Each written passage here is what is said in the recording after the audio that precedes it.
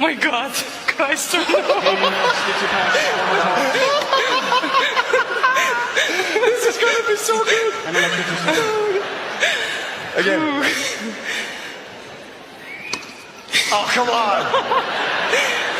You're famous for your grunts. People will leave him. I'm gonna be loud. Okay. Oh, thank you.